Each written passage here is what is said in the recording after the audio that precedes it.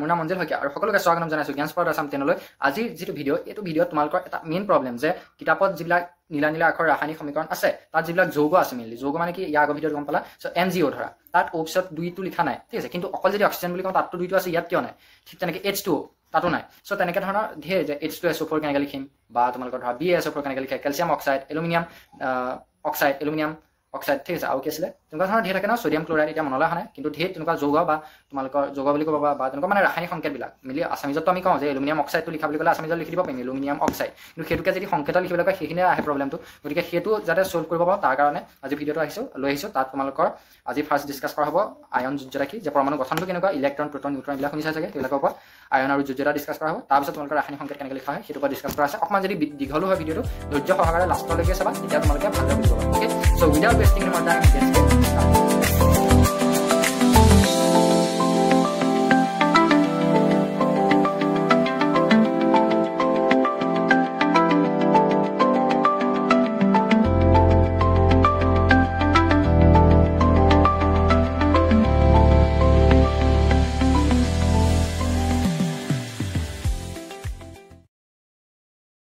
okay ইয়াৰ আগৰ ভিডিঅ'ত আমি চাইছিলোঁ পৰমাণু মানে কি এতিয়া আমি চাম যে পৰমাণুৰ গঠন যে পৰমাণু এটা কেনেদৰে গঠন হয় মই আগতেও কৈছোঁ যে পৰমাণুতকৈও সৰু কিবা আছে এতিয়া কথা হ'ল পৰমাণুবিলাক কিহেৰে গঠিত পৰমাণুবিলাক কিহেৰে গঠিত মেইনলি তিনিটাৰ দ্বাৰা গঠিত কি তিনিটাৰ দ্বাৰা প্ৰথমটো হৈছে ইলেক্ট্ৰন ঠিক আছে পৰমাণু ইলেক্ট্ৰনৰ দ্বাৰা গঠিত পৰমাণু প্ৰটনৰ দ্বাৰা গঠিত আৰু পৰমাণু হৈছে তোমাৰ নিউট্ৰনৰ দ্বাৰা গঠিত মানে এইটো কোৱা হৈছে যে প্ৰত্যেকটো পৰমাণুতে এই তিনিটা বস্তু থাকে যেনেকৈ এখন ৱাল ধৰি লোৱা এখন দেৱাল আছে সেই দেৱালখন গঠন কেনেকৈ হ'ব তাত তোমাৰ ইটা থাকিব হয়নে তাৰপিছত চিমেণ্ট থাকিব তাৰপিছত তোমাৰ বালি আছে হয়নে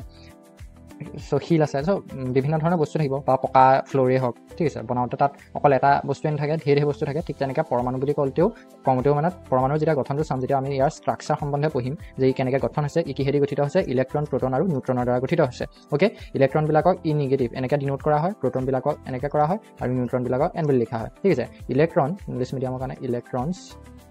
অ'কে প্ৰটন আৰু নিউট্ৰন ক্লিয়াৰ মানে ইলেক্ট্ৰন প্ৰটন আৰু নিউট্ৰন ইলেক্ট্ৰন প্ৰটন আৰু নিউট্ৰন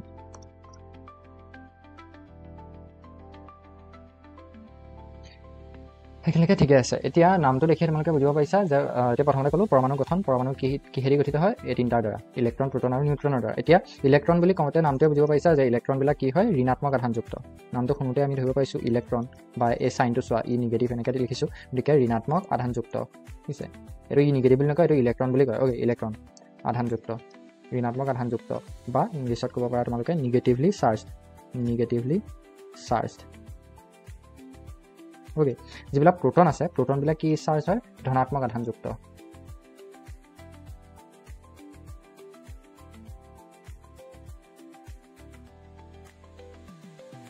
এইবিলাক হৈছে পজিটিভলি চাৰ্জড অ'কে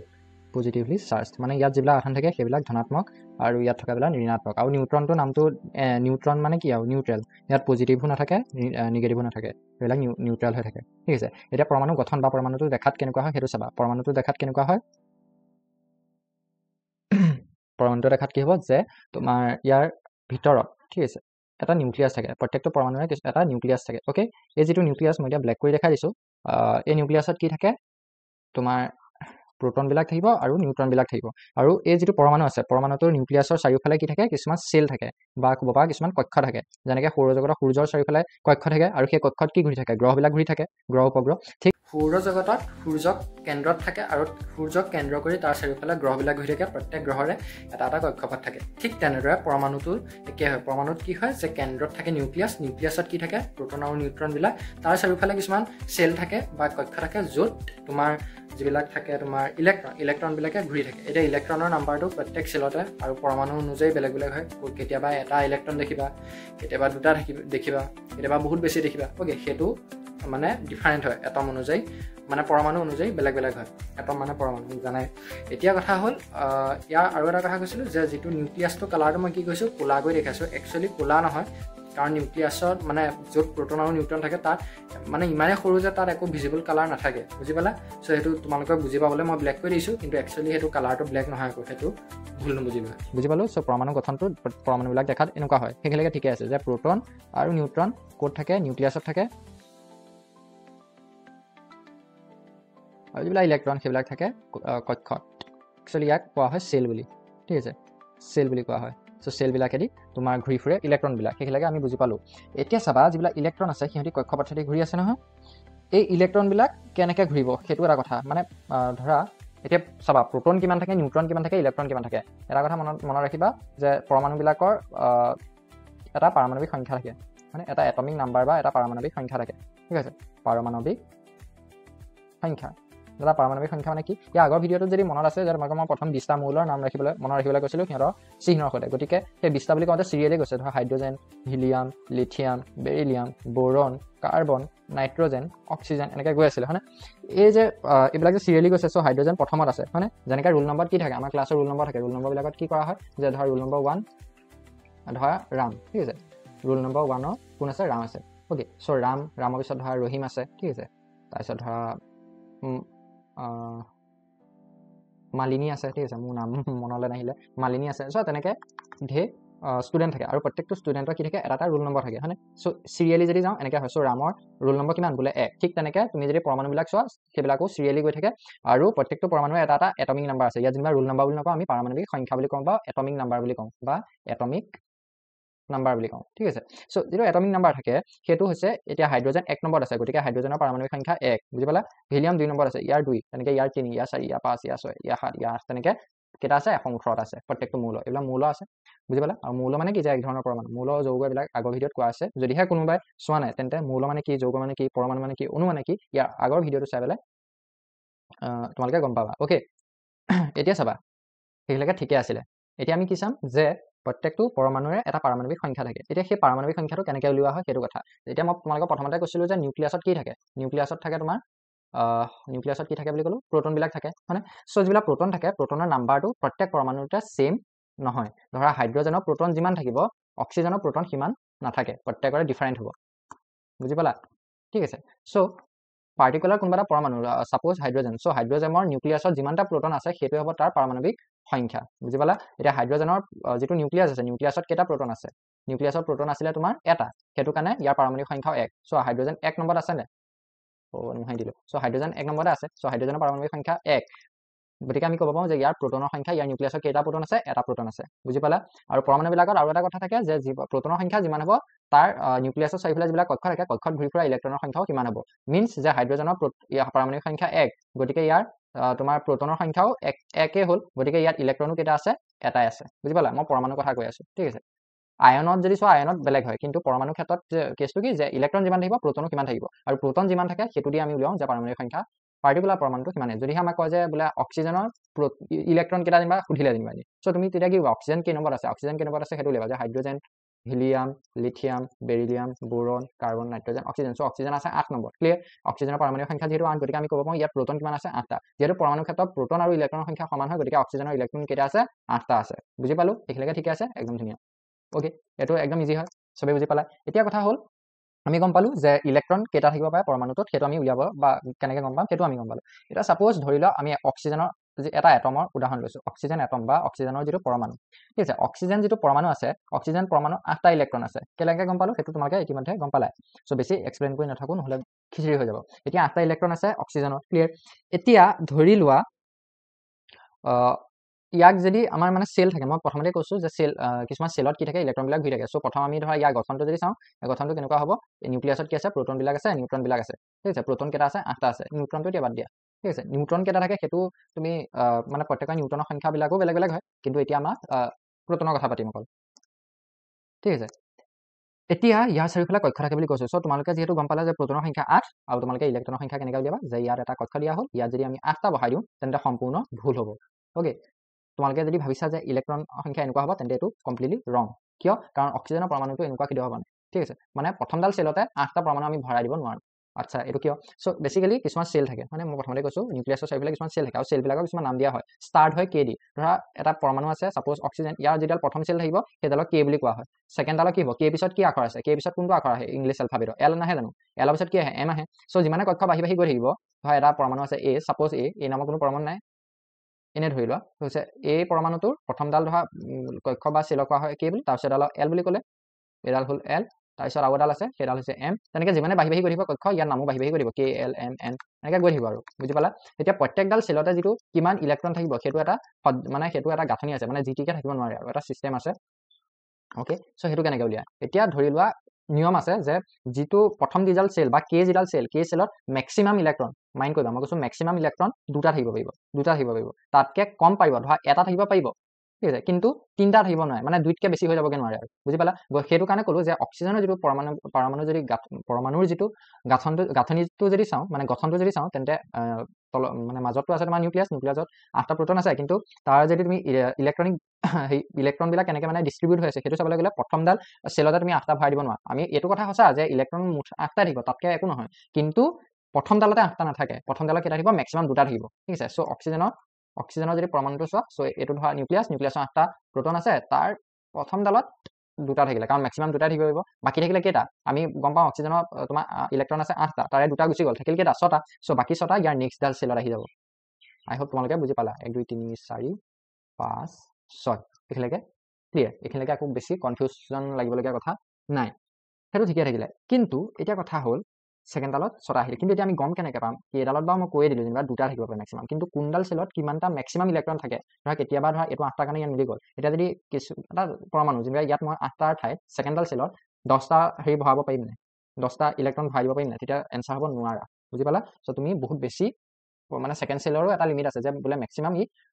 ছাপোজ নহয় হয় মেক্সিমাম 8টা ইলেক্ট্ৰন ধৰি ৰাখিব পাৰে ঠিক আছে চ' ছেকেণ্ডডাল যিডাল চেল থাকিব তাত তুমি 8টা ভৰালা ভৰোৱাৰ পিছত যদি আৰু ধৰা ইলেক্ট্ৰনৰ সংখ্যা বেছি ধৰা 11টা ইলেক্ট্ৰন আছে কিবা এটা পৰমাণুৰ ক্ষেত্ৰত ছডিয়াম যিটো পৰমাণু তাৰ ইলেক্ট্ৰন আছে 11টা যিহেতু ইয়াৰ পাৰমাণৱিক সংখ্যা 11 গতিকে ইয়াৰ প্ৰ'টনৰ সংখ্যা 11 আৰু প্ৰ'টনৰ সংখ্যা ইলেক্ট্ৰনৰ সংখ্যা চেম হয় গতিকে ইয়াৰ ইলেক্ট্ৰন আছে 11টা ক্লিয়াৰ এতিয়া 11টা ইলেক্ট্ৰন যিহেতু আছে তুমি কি কৰিলা প্ৰথমটো 2টা ভৰালা তাৰপিছতো তুমি যদি 2টা থাকিলে কেইটা 9টা তুমি তাৰপিছতো 9টা ভৰাই দিব নোৱাৰা বুজি পালা 9টা ভৰাই দিব নোৱাৰা এতিয়া কুৱেশ্যন হ'ব যে কিয় নোৱাৰা ওকে কিয় নোৱাৰি কাৰণ ইয়াৰো যে ছেকেণ্ড চেলডালৰো এটা মেক্সিমাম লিমিট আছে ছেকেণ্ড চেলডালৰ মেক্সিমাম লিমিট হ'ল 8টা ইলেক্ট্ৰন ধৰি ৰাখিব পাৰে গতিকে ইয়াত 8টা ভৰাই দিয়াৰ পিছত আৰু এটা বাকী থাকিব সেইটো তুমি নেক্সটডাল চেল এডাল আঁকি তাত ভৰাব লাগিব মানে এইটো আঁকি দেখাৰ কথা কৈছোঁ আৰু ৰিয়েলিটিটো তেনেকুৱাই হয় মানে পৰমাণুবিলাক এইটো যেনিবা আমি ধৰা এনেকৈ আঁকি দেখাইছোঁ কিন্তু এনেকুৱা নহয় যে সঁচাকৈ নহয় সঁচাকৈ ইলেক্ট্ৰনবিলাকো এনেকৈ পৰমাণুবিলাক ঘূৰি থাকে ইলেক্ট্ৰনবিলাক ঘূৰি থাকে আৰু মাজত কি থাকে নিউক্লিয়াছটো থাকে চ' সেইবিলাকে বুজি পালা যে প্ৰত্যেকটো চেলৰে এটা মেক্সিমাম লিমিট আছে কিন্তু এতিয়া আমি গম কেনেকৈ পাম কোনডাল চেলত মেক্সিমাম কিমানটা ইলেক্ট্ৰন থাকিব পাৰে চ' তাৰো এটা তোমাৰ কি বুলি কয় ক'ব পাৰা যে সূত্ৰ বুলিয়ে ক'ব পাৰা সূত্ৰ এটা আছে যে উলিওৱা কেনেকৈ হয় চ' চেলবিলাকত মেক্সিমাম থাকিব পৰা ইলেক্ট্ৰনৰ সংখ্যা কেনেকৈ উলিওৱা হয় 2n² এই সূত্ৰটো ইউজ কৰি আমি উলিয়াওঁ যে কোনডাল চেলত কিমান থাকিব ছাপ'জ কে চেল যেনিবা এটা পৰমাণু আছে পৰমাণুটো এতিয়া এনেই ধৰি লোৱা কিবা এটা পৰমাণু তাৰ প্ৰথম চেলডাল এডাল হ'ল কে চেল এডাল হ'ল এল চেল এডাল হ'ল এম চেল আৰু যদি বাঢ়ি থাকে তেন্তে এন আহিব অ' আহিব সেইটো বুজি পালে এতিয়া কে চেলৰ মেক্সিমাম কিমানটা ইলেক্ট্ৰন থাকিব যেনিবা মই এতিয়া তোমালোকক ক'লোৱে 2টা পাৰে বুলি কিন্তু 2টা বুলি যেনিবা নাজানা সেই 2টো কেনেকৈ উলিওৱা হ'ল চ' এইটো সূত্ৰটো হ'ল 2n² প্ৰত্যেক চেলৰ ক্ষেত্ৰত একেই হ'ব 2 মানে 2 ধৰা কে চেলৰ কথা উলিয়াইছোঁ যেনিবা মেক্সিমাম ইলেক্ট্ৰন কিমান থাকিব পাৰে 2 আহিলে এতিয়া n মানে কি অ'কে 2 n² পূৰণ হৈছে n মানে কি চ' n মানে হৈছে পজিশ্যন যে কোনডাল চেল ধৰা কে চেলৰ কথা উলিয়াবলৈ কৈছে নহয় চ' কে চেলৰ ক্ষেত্ৰত nটো হ'ব 1 কিয় 1 হ'ব 1 হ'ব কিয় 1 হ'ব কাৰণ কে চেলডাল 1 নম্বৰ স্থানত আছে প্ৰথমডাল চেল নহয় জানো কে চেল 1 নম্বৰত কি আছে হয় নে নহয় কে প্ৰথমত আছে এইটো মাজত নিউক্লিয়াছ আছে আৰু ইয়াৰ তাৰ চাৰিওফালে থকা প্ৰথমডাল কক্ষ হ'ল কে গতিকে কে চেলৰ মেক্সিমাম ইলেক্ট্ৰন উলিয়াবলৈ যায় এনৰ ঠাইত আমি 1 দিম বুজি পালা চ' 2 × 1² কৰিলে কিমান হ'ব 2 × 1 = 2 গতিকে মেক্সিমাম ইলেক্ট্ৰন কে চেলত থাকিব পাৰিব 2টা তাতকৈ বাঢ়িব নোৱাৰে কিন্তু তাতকৈ কম কিছুমানৰ ধৰা হাইড্ৰজেনৰ তোমাৰ কে চেলত এটা ইলেক্ট্ৰন আছে সেইটো বেলেগ কথা কাৰণ কম হ'ব পাৰিব মই কৈছোঁ যে মেক্সিমাম মানে কি আটাইতকৈ বেছি আৰু তাতকৈ বাঢ়িব নোৱাৰে তাতকৈ কম হ'ব পাৰিব ঠিক আছে তোমাক যদি কয় অ' চেলটো বাদ দিয়া অ'কে অ' চেলে দিবা অ' চেলৰ মেক্সিমাম ইলেক্ট্ৰন কিমান থাকে আকৌ একেটা সূত্ৰ 2n² 2 চৰি তো কাট খাই গ'ল 1 ছেকেণ্ড ৰ'বা 2 হ'ল এতিয়া এনৰ ঠাইত কি আহিব এইখিনি চ' এনৰ ঠাইত কি আহিব অ' চেলডাল কেই নম্বৰ পজিশ্যনত আছে কে এল এম ঠিক আছে এমটো আছে 3 নম্বৰ এনডাল আহিব 4 নম্বৰ আৰু এডাল আহি গ'ল ধৰা এন এডাল আহিলে 4 নম্বৰ অ' 5 নম্বৰ আহিলেনে ঠিক আছে চ' অ' চেলৰ 5 নম্বৰ আহিলে গতিকে অ' ঠাইত এনৰ ঠাইত কি লিখিম 5 লিখিম অ' ক্ষেত্ৰত উলিয়াইছোঁ দেই অ' ক্ষেত্ৰত মাইণ্ড কৰিবা ইয়াৰ স্কোৱাৰ কৰিলোঁ চ' 2 × 5² কিমান 25 5 5 × 25 চ' 25 সৈতে 2 মাল্টিপ্লাই কৰিলে আহিলে 50 গতিকে অ' চেলডালত যিডাল অ' চেল থাকিব সেইডালৰ মেক্সিমাম ইলেক্ট্ৰন কিমান থাকিব 50টা থাকিব তাতকৈ বাঢ়িব নোৱাৰে তাতকৈ কম হ'ব পাৰিব চ' আই হোপ তোমালোকে বুজি পালা যে ইলেক্ট্ৰনবিলাক কেনেকৈ সজ্জিত হৈ থাকে সেইখিনিলৈকে ঠিকেই আছিলে অ'কে সেইখিনিলৈকে ঠিকে আছে তাৰপিছত চাবা যে প্ৰত্যেকটো পৰমাণু গঠন বুজি পালোঁ আমি এতিয়ালৈকে পৰমাণু গঠন কেনেকৈ হয় পৰমাণু গঠন 3টা বস্তুৰ দ্বাৰা হয় ইলেক্ট্ৰন প্ৰোটন নিউট্ৰন ওকে আৰু ইলেক্ট্ৰন প্ৰোটনৰ সংখ্যা আৰু ইলেক্ট্ৰনৰ সংখ্যা সেম হয় এই দুটা হল সেম আৰু প্ৰোটনৰ সংখ্যা কি বুজায় এটমিক নাম্বাৰ বা পাৰমাণবিক সংখ্যা মই চমুকে লিখি থৈছো এনেকৈ দেই পাৰমাণবিক সংখ্যা ঠিক আছে আৰু এটা গম পালো যে ইলেক্ট্ৰন বিলাক কিহত থাকে কিছুমান সেলত ঘূৰি থাকে প্ৰোটন আৰু নিউট্ৰন থাকে তোমাৰ নিউক্লিয়াছত ক্লিয়াৰ আৰু তাক দেখিবলৈ যদি আমি আঁকি দেখাব বিচাৰো তেন্তে এইটো হ'ব নিউক্লিয়াছ য'ত আছে প্ৰোটন প্লাছ নিউট্ৰন আৰু প্ৰোটন আছে তাৰ চাৰিওফালে কিছুমান কক্ষ থাকে য'ত ইলেক্ট্ৰন বিলাক ঘূৰি থাকে আৰু প্ৰত্যেকটো সেলতে ইলেক্ট্ৰনৰ সংখ্যাটো ডিফাৰেণ্ট হয় বা মেক্সিমাম যিটো ইলেক্ট্ৰন থাকিব পাৰে সেইটো এটা উলিওৱা সূত্ৰ আছে সেই সূত্ৰটো হৈছে 2n² সেইটো দি উলিওৱা হয় আৰু সেলবিলাকৰ নাম দিয়া হয় প্ৰথম ডালক কোৱা হয় কেল তাৰপিছত বাঢ়ি গৈ থাকে KLMNOP তেনেকৈ গৈ থাকিব ওকে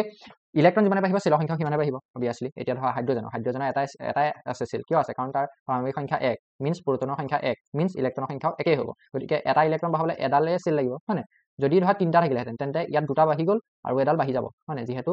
ফাৰ্ষ্ট সেলডালত আমি দুটাতকৈ এক্সিড কৰিব নোৱাৰোঁ দুটাতকৈ বেছি বঢ়াব নোৱাৰোঁ সেইখিনিলৈকে আমি বুজি পালোঁ আৰু পৰমাণুবিলাকৰ এতিয়া চাবা প্ৰত্যেকটো পৰমাণুৰে এডাল বহিৰ্তম কক্ষ থাকে বহিৰ্তম কক্ষ দাদা বহিৰ্তম কক্ষ মানে আউটাৰ মোষ্ট সেল দাদা এতিয়াও বুজি নাপালোঁ আউটাৰ মোষ্ট সেল মানে কি কৈ আছোঁ ৰ'বা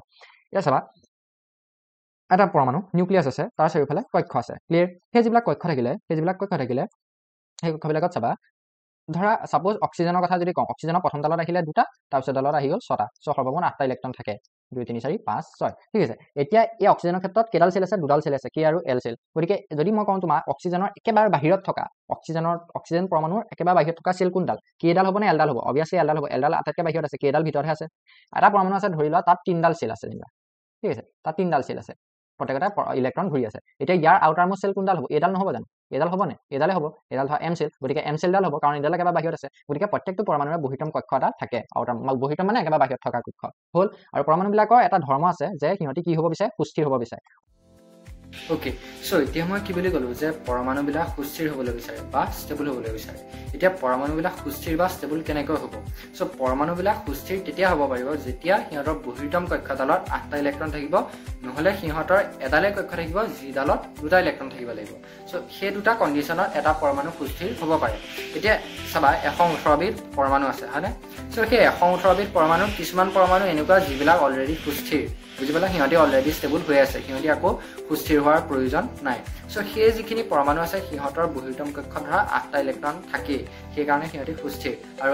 সেই সুস্থিৰ পৰমাণুবিলাকৰ এটা পৰমাণু এনেকুৱা যাৰ মানে এডালেই কক্ষ আছে আৰু সেই কক্ষডালত 2টা ইলেক্ট্ৰন আছে সেইটো কাৰণে সিও সুস্থিৰ বুজি পালা গতিকে এই যিকেইটা পৰমাণু অলৰেডি সুস্থিৰ সিহঁতক কোৱা হয় সম্ভ্ৰান্ত গেছ বুলি বা নোবেল গেছ বুলি বুজি পালা এক্সাম্পল হিলিয়ামৰ কথা যদি কওঁ হিলিয়াম এটা সম্ভ্ৰান্ত গেছ হিলিয়ামৰ এডালে কক্ষ আছে আৰু সেই কক্ষডালত 2টা ইলেক্ট্ৰন আছে সেইটো কাৰণে সি সুস্থিৰ তাৰপিছত যদি চোৱা নিয়ন আৰ্গন ক্ৰিপ্টন আৰু কিছুমান আছে সো সেই গোটেইকেইটাক কোৱা হয় সম্ভ্ৰান্ত গেছ বুলি কিয় কাৰণ সিহঁতি মানে সুস্থিৰ বুজি পালা সো এক প্ৰকাৰে ক'ব পৰা সিহঁতি মানে ধনী পৰমাণু সম্ভ্ৰান্ত মানে কি ধনী সো সেইটো মনত ৰাখিবলৈ ক'ব পৰা যে সিহঁতি ধনী পৰমাণু সো বাকী যিবিলাক পৰমাণু সিহঁতি ধনী পৰমাণু হোৱা নাই বুজি পাইছা তেনেকৈ মনত ৰাখিব পাৰা মানে সিহঁতি সম্ভ্ৰান্ত গেছৰ নিচিনা নহয় কাৰণ সিহঁতৰ বহিৰ্তম কক্ষত 8টা ইলেক্ট্ৰন নাই বাকীবিলাকৰ কথা কৈ আছোঁ গতিকে সিহঁতি কি কয় মানে সেই সম্ভ্ৰান্ত গেছৰ নিচিনাকৈ সুস্থিৰ হ'বলৈ বিচাৰে আৰু সেইকাৰণে সুস্থিৰ হোৱাৰ ক্ষেত্ৰত বাকীবিলাক যিবিলাক পৰমাণু সিহঁতৰ ওচৰত 2টা অপশ্যন আছে ওকে সিহঁতৰ ওচৰত 2টা অপশ্যন আছে ফাৰ্ষ্ট যিটো অপশ্যন সেইটো হ'ল যে সিহঁতি ইলেক্ট্ৰন কাৰোবাক একেবাৰে দি দিয়ক বেলেগ এটা পৰমাণু নহ'লে কাৰোবাৰ পৰা ইলেক্ট্ৰন একেবাৰে লৈ লওক বুজি পালা এই দুটা পদ্ধতিৰ যোগেদি এটা পৰমাণু সুস্থিৰ হ'ব পাৰিব সেইটো আৰু যেতিয়া সি এটা ইলেক্ট্ৰন বেলেগৰ এটা বুলি নহয় যেটাই হওক ইলেক্ট্ৰন মানে প্ৰয়োজন অনুসাৰে যেতিয়া ইলেক্ট্ৰন কাৰোবাক একেবাৰে দি দিব বা কাৰোবাৰ একেবাৰে লৈ ল'ব তেতিয়া সি কি কৰিব আয়নৰ ৰূপান্তৰ হ'ব বুজি পালা নহয় আয়ন গঠন কৰিব নাইবা 2 নম্বৰ উপায়টো কি যে সি এটা কাম কৰিব পাৰে ইলেক্ট্ৰন একেবাৰে দি দিয়া সলনি বা একেবাৰে লৈ লোৱা সলনি শ্বেয়াৰ কৰিব এতিয়া আমাক যদি পেন এটা যদি বা লাগে হয় আমি পেনটো একেবাৰে কাৰোবাৰ পৰা লৈ ল'লোঁ বা কিনি ল'লোঁ কাৰোবাক ধৰা লগৰ এটা খুজিলোঁ যে পেনটো দিয়াচোন সি একেবাৰে ধৰা তোমাক দি দিলে সো সেইটো কি হৈ যাব তোমাৰ একেবাৰে তোমাৰ পেন মানে সেই পেনটো তোমাৰ একেবাৰে হৈ গ'ল যদিহে তুমি কোৱা যে অকণমান সময়ৰ কাৰণে দিয়াচোন সি যদি লিখিবলৈ দিয়ে তেন্তে সেই পেনটো তাৰো হৈ আছে তোমাৰো হৈ আছে বুজি পাইছা নহয় শ্বেয়াৰ কৰিলে মানে একেবাৰে দি নিদিয়ে নহয় ঠিক তেনেকৈ পৰমাণুৱে কৰে পৰমাণুৱে হয় ইলেক্ট্ৰন কেতিয়াবা একেবাৰে কাৰোবাক দি দিব নহ'লে কাৰোবাৰ পৰা একেবাৰে লৈ ল'ব তেতিয়া সিহঁতে কি কৰিব আয়ন গঠন কৰিব আয়ন মানে কি অলপ ভিডিঅ'টো লাষ্টলৈ আৰু বেছি ভালদৰে বুজি পাবা বুজি পালা নহয় আয়ন গঠন কৰিব যদিহে একেবাৰে ইলেক্ট্ৰন কাৰোবাক দি দিয়ে নহ'লে একেবাৰে লৈ লয় নহ'লে কি কৰিব ইলেক্ট্ৰন শ্বেয়াৰ কৰিব ইলেক্ট্ৰনটো একেবাৰে দি নিদিয়ে মানে অলপ মানে ইলেক্ট্ৰনটো সেই পৰমাণুটো হৈ থাকে আৰু যাৰ সৈতে শ্বেয়াৰ কৰে তাৰো হৈ থাকে দুইটাই ইউজ কৰে এতিয়া শ্বেয়াৰ কৰা মানে কি সেইটো হয়তো তোমালোকে বুজি পোৱা নাই সেইটো বুজি পাবলৈ তোমালোকে চেপ্টাৰ 4 টো পঢ়িব লাগিব সেইটো সেইকাৰণে ইয়াত বেছিকৈ নুবুজাওঁ মুঠতে কথা এটা ইলেক্ট্ৰনবিলাক পৰমাণুবিলাক সুস্থিৰ হ'বলৈ বিচাৰে সুস্থিৰ হ'বলৈ হ'লে বহিৰ্তম কক্ষ 8টা ইলেক্ট্ৰন লাগিব নহ'লে এডাল কক্ষ থাকিব লাগিব আৰু সেই কক্ষডালত 2টা ইলেক্ট্ৰন থাকিব লাগিব সেই দুটা কণ্ডিশ্যনত এটা পৰমাণু সুস্থিৰ হ'ব পাৰে যিবিলাক সম্ভ্ৰান্ত গেছ আছে সিহঁতি অলৰেডি সুস্থিৰেই ওকে বাকি পৰমাণুবিলাকে সম্ভ্ৰান্ত গেছৰ নিচিনাকৈ সুস্থিৰ হ'বলৈ বিচাৰে আৰু সুস্থিৰ হোৱাৰ ক্ষেত্ৰত সিহঁতৰ ওচৰত দুটা অপশ্যন আছে হয় ইলেক্ট্ৰন একেবাৰে কাৰোবাক দি দিব নহ'লে একেবাৰে লৈ ল'ব আৰু আয়ন গঠন কৰিব নহ'লে ইলেক্ট্ৰন শ্বেয়াৰ কৰিব এতিয়া ইলেক্ট্ৰন শ্বেয়াৰ কৰাটো টপিকটো এতিয়া আমি ডিছকাছ নকৰোঁ ওকে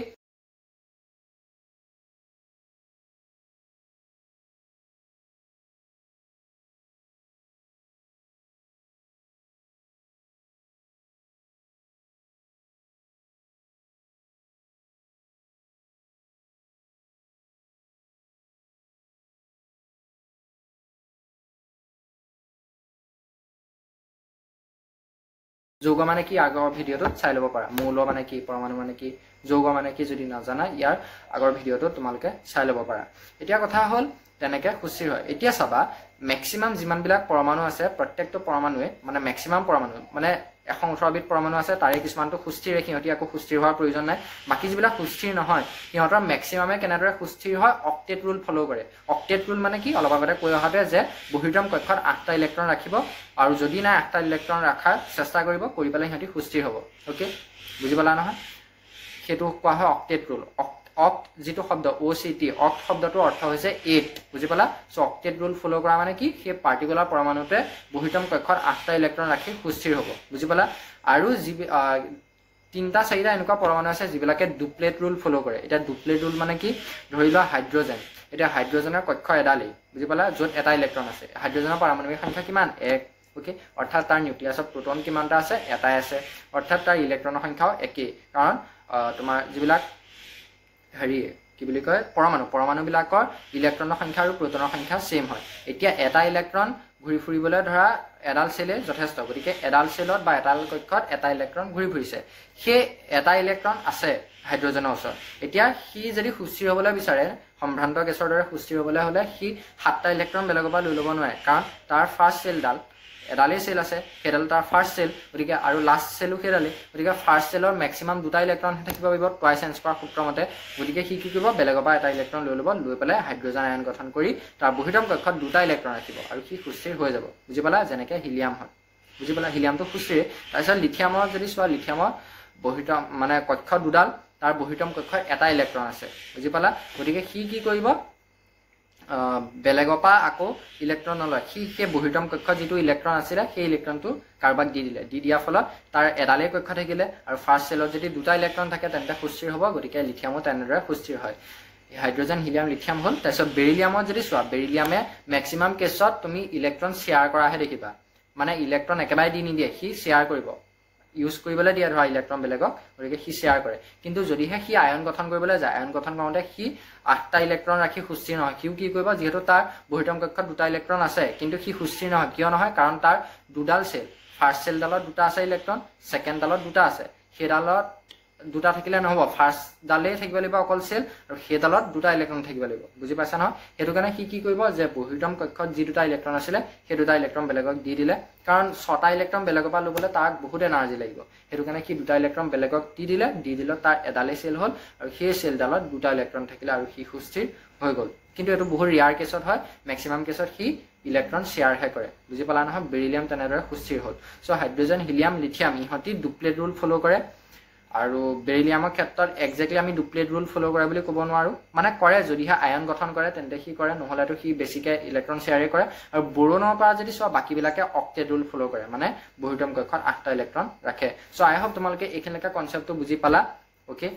ইলেক্ট্ৰন শ্বেয়াৰ কৰাটো যদি বুজি পোৱা নাই তেন্তে এতিয়া টেনশ্যন নল'বা আমি 4 নম্বৰ লেচনত বুজিবলৈ ট্ৰাই কৰিম চ' তেনেদৰে কি হয় পৰমাণুবিলাক সুস্থিৰ হয় বুজি পালা নহয় এইখিনিলৈকে সিমানেই চ' আই হোপ এইখিনিলৈকে বুজি পালা আৰু ইয়াৰ পিছৰ যিখন সেইখনো চাই থাকিবা চ' উইদাউট ৱেষ্টিং এনি মোৰ টাইম লেটছ কণ্টিনিউ ধৰি লোৱা এটা পৰমাণু আছে ঠিক আছে পৰমাণু আছে অক্সিজেনে ধৰিছোঁ অক্সিজেনৰ একেবাৰে বাহিৰৰ চেলডালত কেইটা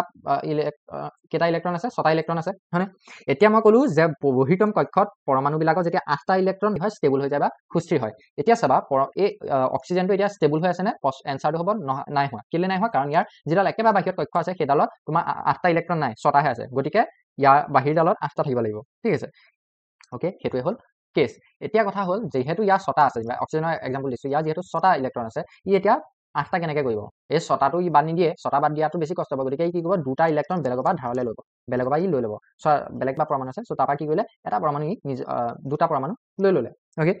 মানে যিকোনো পৰমাণু পৰা আৰু যিয়ে দিব বিচাৰে চ' যেতিয়া 2টা পৰমাণু ই লৈ ল'ব তেতিয়া ই কি হ'ব ইয়াৰ বহিৰ্তম কক্ষত 8টা আহিলেনে ইয়াৰ বহিৰ্তম কক্ষত কেইটা ইলেক্ট্ৰন আহিলে 8টা আহিলে গতিকে ই তেতিয়া এই অক্সিজেনটো হৈ যাব ষ্টেবল কিন্তু এই অক্সিজেনটো আৰু হেৰি হৈ নাথাকে তেতিয়ালৈকে কি হৈ নাথাকে ই তেতিয়ালৈকে কি হৈ নাথাকে এইটো অক্সিজেন পৰমাণু হৈ থকা নাই এইটো কি হৈ যাব আয়ন হৈ যাব আৰু যিটো আয়ন হ'ব সেইটো আমি লিখিম O2 নিগেটিভ বুলি কেলে লিখিম এতিয়া চাবা অক্সিজেন পৰমাণু আছিলে তাৰ দুডাল কক্ষ আছিলে প্ৰথমটোত আছিলে 2টা ইলেক্ট্ৰন তাৰপিছত ডালত আছিলে 6টা ইলেক্ট্ৰন যেহেতু ই সুস্থিৰ হ'বলৈ বিচাৰিলে যেহেতু ই 8টা ইলেক্ট্ৰন ৰাখিবলৈ বিচাৰে নিজৰ ওচৰত গতিকে ই বেলেগৰ পৰা কি কৰিব 2টা ইলেক্ট্ৰন ই লৈ ল'ব যেতিয়া ই 2টা ইলেক্ট্ৰন লৈ ল'লে প্ৰথম যিটো অক্সিজেন পৰমাণু কথা যদি চাওঁ অক্সিজেন যিটো পৰমাণু ঠিক আছে অক্সিজেন পৰমাণু ক্ষেত্ৰত কি আছিলে প্ৰোটন কেইটা আছিলে 8টা ইলেক্ট্ৰন কেইটা আছিলে 8টা কেনেকৈ আছিলে 2,6 হৈ আছিলে প্ৰথম 2টা আছিলে প্ৰথমডাল আছিলে তাৰপিছত 6টা আছিলে তাৰপিছত ডালত কিন্তু যেতিয়া এই অক্সিজেন আয়ন হৈ গ'ল যেতিয়া ই বেলেগৰ পৰা 2টা লৈ ল'লে তেতিয়া ই কি হৈ গ'ল প্ৰোটনটো ইয়াৰ 8টাই আছে কিন্তু ইলেক্ট্ৰন ইয়াৰ বাঢ়ি গ'ল কেনেকৈ বাঢ়ি গ'ল প্ৰথম 2টা আছিলে কিন্তু তাৰপিছত ছেকেণ্ডডাল চেলত কেইটা 8টা আহিলে নে 2টা বেলেগৰ পৰা লৈ ল'লে গতিকে 8টা আহি গ'ল মিনছ ইলেক্ট্ৰন কেইটা হ'ল 10টা হ'ল এতিয়া চাবা ইয়াত প্ৰোটন বাঢ়ি আছে নে ইলেক্ট্ৰন বাঢ়ি আছে হয়নে নিউক্লিয়াছৰ প্ৰথম কি আছিলে প্ৰোটন আৰু ইলেক্ট্ৰন সমান আছিলে গতিকে এইটো নিউট্ৰেল হৈছিল অক্সিজেন বুলি লিখিছিলোঁ কিন্তু যেতিয়া ইয়াৰ ইলেক্ট্ৰনৰ সংখ্যাটো বাঢ়ি গ'ল মিনছ ইয়াত কি হ'ল নিগেটিভ আধান যিটো চাৰ্জ আছিলে বা নিগেটিভ যিটো আধান বা ঋণাত্মক আধানৰ সংখ্যাটো বাঢ়ি গ'ল কিমান বাঢ়ি গ'ল 2 বাঢ়ি গ'ল ধৰা ইয়াত প্ৰোটন 8টা আছে কিন্তু ইলেক্ট্ৰন 10টা আছে গতিকে ইলেক্ট্ৰন 2টা বেছিকে আছে প্ৰোটনতকৈ সেইটো কাৰণে আমি ইয়াত লিখিছোঁ O2 নিগেটিভ বুজি পালা তেনেকৈ ধৰি লোৱা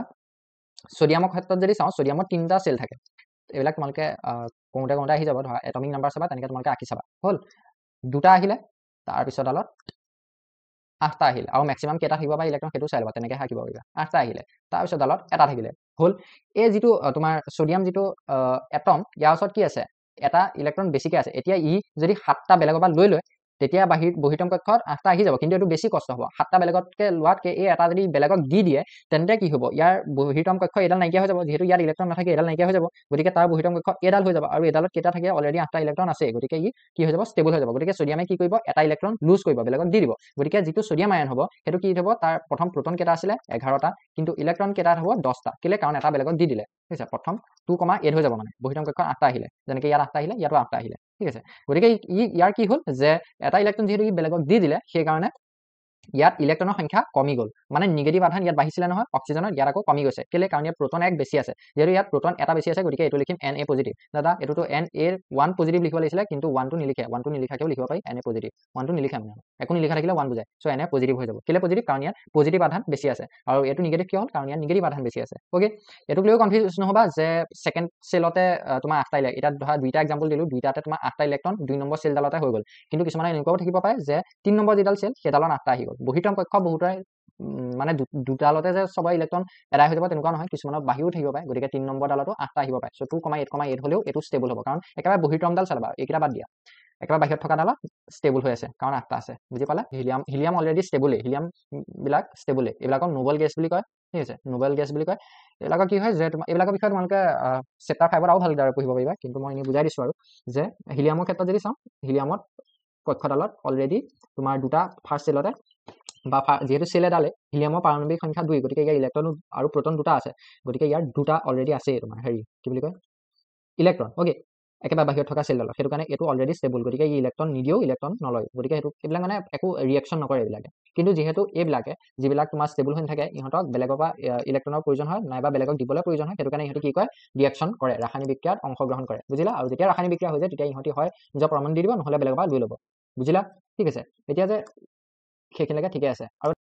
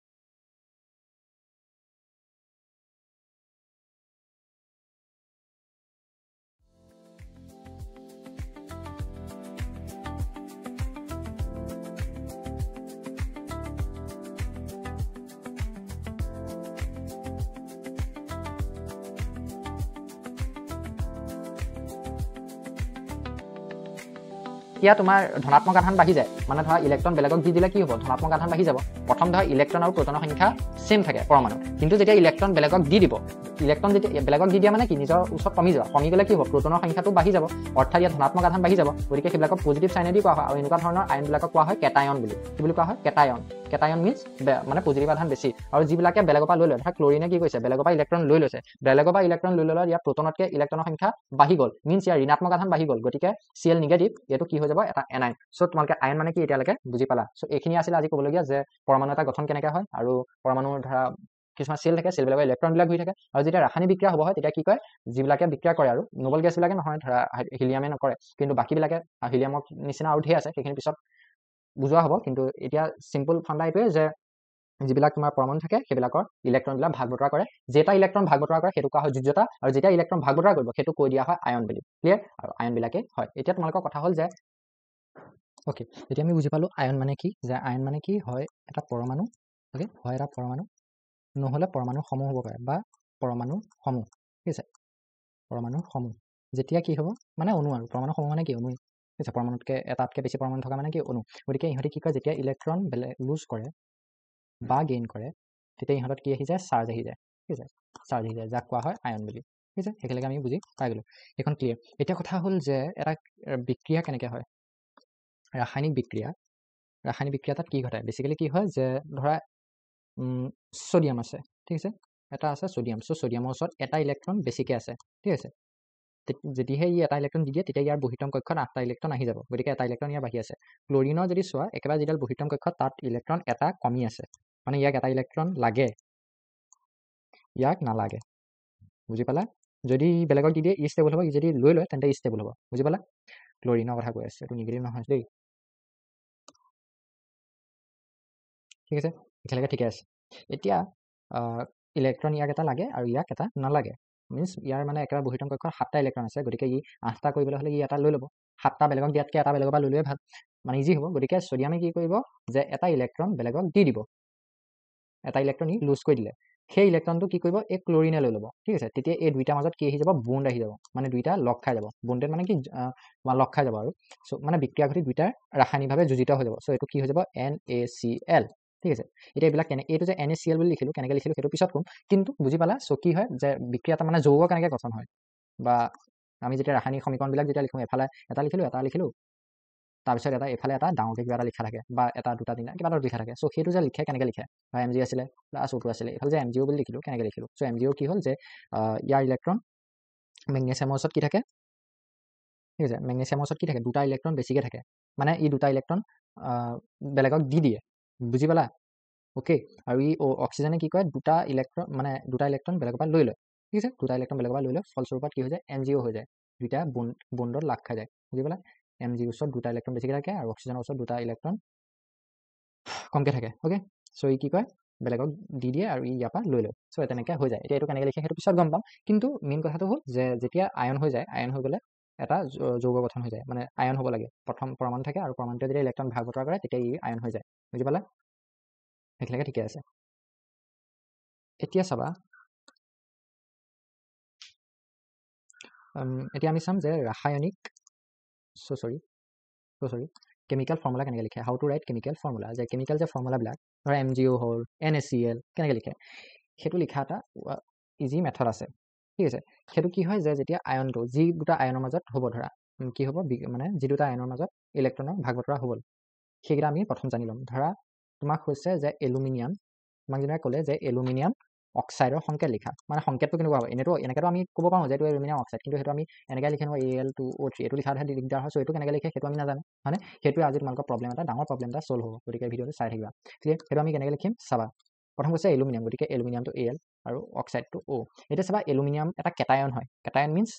Al3 পজিটিভ আৰু O2 নিগেটিভ ঠিক আছে এতিয়া কথা হ'ল এই যে পজিটিভটোৱে লিখিছোঁ ইয়াৰ অৰ্থ কি যে ই ইলেক্ট্ৰন তিনিটা বেলেগক দি দিলে ফলস্বৰূপত তাত তিনিটা প্ৰটন বাঢ়ি আছে সেইটো কাৰণে ই পজিটিভ হ'ল কিন্তু এইটো মনত ৰাখিবলৈ যদি দিগদাৰ হয় এনেকৈ মনত ৰাখিব পাৰা যে বেলেগক বস্তু দিয়াটো এটা ভাল কথা এটা পজিটিভ কথা সেইটো কাৰণে এইটো পজিটিভ লিখিছোঁ বেলেগক দি দিয়া যেতিয়া পজিটিভ দেখিবা বুজি পাবা যে ইলেক্ট্ৰন বেলেগক দিছে কাৰণ বেলেগক দিয়াটো এটা ভাল কথা আৰু ভাল কথাটো পজিটিভ বুলি কোৱা হয় তেনেকৈ মনত ৰাখিব পাৰা আৰু নিগেটিভ থাকিলে বুজি পাবা যে ই বেলেগৰ পৰা চুৰ কৰিছে চুৰ কৰাটো এটা বেয়া কথা সেইটো এটা নিগেটিভ কথা গতিকে টু নিগেটিভটোৱে বুজাইছে যে বেলেগৰ পৰা ইলেক্ট্ৰন দুটা ইলেক্ট্ৰন লৈ ল'ব বুজি পালা গতিকে এই দুটা হৈছে ইহঁতৰ তুমি ক'ব পাৰা আধান গতিকে এই আধান দুটা কি হৈ যায় ক্ৰিছ ক্ৰছ হ'ব মানে দুইটা বেলেগ হৈ যাব মানে এলুমিনিয়ামৰ আধান হ'ল 3 পজিটিভ ওকে আৰু অক্সিজেনৰ হ'ল 2 নিগেটিভ গতিকে যেতিয়া এলুমিনিয়াম অক্সাইড লিখিম চ' এই দুইটা আমি কি কৰিম উল্টা কৰি দিম মানে 3 টো যাব ইয়ালে 2 টো যাব ইয়ালে গতিকে এ এল লিখিলোঁ লিখাৰ পিছত 2 টো অক্সিজেনৰ আছিলে নহয় এই 2 টো আমি লৈ ল'ম 2 টো ইয়ালে লিখিম আকৌ পজিটিভ নিগেটিভ আমি লিখোঁ আৰু ঠিক আছে আৰু অ' টো লিখিলোঁ ন অ' 3 টো আছিলে ইয়াত তিনিটা দি দিম ওকে বুজি পালা এতিয়া এই কথাটো হ'ল এইটো কেনেকৈ হৈছে যে ইয়াত যে Al2 আৰু O3 কি বুজাইছে এতিয়া চাবা অক্সিজেনৰ আধান মানে 2 নিগেটিভ মানে কি অক্সিজেন এটা অক্সিজেনে দুটা ইলেক্ট্ৰন ল'ব পাৰে বেলেগৰ পৰা ক্লিয়াৰ আৰু এটা এলুমিনিয়ামে কি কৰে তিনিটা তোমাৰ তিনিটা ইলেক্ট্ৰন বেলেগক দিয়ে কি লয় এটা কথা কৈ আছো যদিহে এটা অক্সিজেনৰ কথা কওঁ তেন্তে ই দুটা ইলেক্ট্ৰনহে ল'ব পাৰিব তাতকৈ বেছি ল'ব নোৱাৰে আৰু এলুমিনিয়াম এতিয়া যিহেতু অক্সিজেন ইয়াত তিনিটা আছে মিনছ এটা অক্সিজেনে যদি দুটা ইলেক্ট্ৰন লয় তেন্তে তিনিটা অক্সিজেনে আৰু ইটোৱে ল'লে আৰু তিনিটা অক্সিজেন এই তিনিটোৱে ইয়াত তিনিটা অক্সিজেন থকাটো বুজাইছে তিনিটা ইলেক্ট্ৰন মানে দুটাকে কেইটা ইলেক্ট্ৰন ল'লে সৰ্বমুঠ 6টা ইলেক্ট্ৰন ল'লেনে মিনছ তিনিটা অক্সিজেনক মিলাই যদি এটাই যদি দুটাকে লয় কাৰণ অক্সিজেনৰ বহিৰং কক্ষত অলৰেডি 6টা আছেই লাগিব কেইটা আৰু দুটা হ'লেহে 8টা আহিব গতিকে এটাক লাগে দুটা ঠিক তেনেকৈ তিনিটা মিলাই লাগিব 6টা ঠিক তেনেকৈ এলুমিনিয়াম চাবা Al2 লিখিছোঁ মানে এটা ইলেক্ট্ৰনে তিনিটা ইলেক্ট্ৰন দিব পাৰে গতিকে দুটা ইলেক্ট্ৰনে কেইটা দিব পাৰিব 3 3 6টা বুজি পালা ই 6টা ইলেক্ট্ৰন দিলে এই যি 6টা ইলেক্ট্ৰন দিলে এইটো কি কৰিলে অক্সিজেনে লৈ ল'লে সেইটো কাৰণে সেইটো হৈ গ'ল Al2O3 বুজি পালা কওঁতে অকণমান ভুল হৈ গ'ল যে মই কি বুলি কৈছোঁ যে ইলেক্ট্ৰনে ইলেক্ট্ৰন দি দিয়ে বুলি কৈছোঁ একচুৱেলি ইলেক্ট্ৰন দি দিয়ে নহয় এলুমিনিয়ামে ইলেক্ট্ৰন দি দিয়ে এলুমিনিয়াম দুটা আছে চ' দুটা এলুমিনিয়ামে তিনিটা ইলেক্ট্ৰন দিলে কি হ'ব এটাই যদি তিনিটা দিছে তেন্তে দুটা এলুমিনিয়ামে 6টা দিলে ঠিক তেনেকৈ অক্সিজেন সেইফালে তিনিটা আছে এটা অক্সিজেনে দুটাকে লয় ইলেক্ট্ৰন মানে ঠিক তেনেকৈ তিনিটা অক্সিজেনে দুটা মানে চ' বেচিকেলি 2 4 6 6টা ইলেক্ট্ৰন লাগে অক্সিজেনক সেইটো কাৰণে এইফালে দুটা এলুমিনিয়ামে 6টা ইলেক্ট্ৰন দি দিলে এটা এলুমিনিয়ামে তিনিটা ইলেক্ট্ৰন দিয়ে গতিকে দুটা এলুমিনিয়ামে 6টা ইলেক্ট্ৰন দিলে এটা অক্সিজেনে দুটা ইলেক্ট্ৰন লয় গতিকে তোমাৰ তিনিটা অক্সিজেনে কেইটা ল'লে 6টা ইলেক্ট্ৰন ল'লে কনফিউজ নহ'ব এইটোক লৈ ঠিক আছে মানে মোক কোৱা খেলি মেলি হৈ গ'ল মই ক'ব লাগিছিলে এলুমিনিয়ামে ইলেক্ট্ৰন দিয়ে মই কৈছোঁ ইলেক্ট্ৰন দিয়ে গতিকে এইকেইটাক লৈ কনফিউজ নহ'ব আৰু বুজি পালানে নাই পোৱা কমেণ্টত জনাবা আই হোপ তোমালোকে বুজি পালা আৰু এটা উদাহৰণ চাম ধৰি লোৱা ছ'ডিয়াম নাইট্ৰেট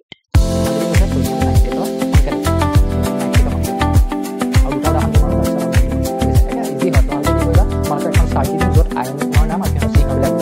এইটো ক্লাছ 9 এখন চাই ডেছক্ৰিপশ্যনত পাই যাব PDF তাৰপৰা চাই ল'লে বুজি পাব এতিয়া চোৱা ছ'ডিয়াম নাইট্ৰেটত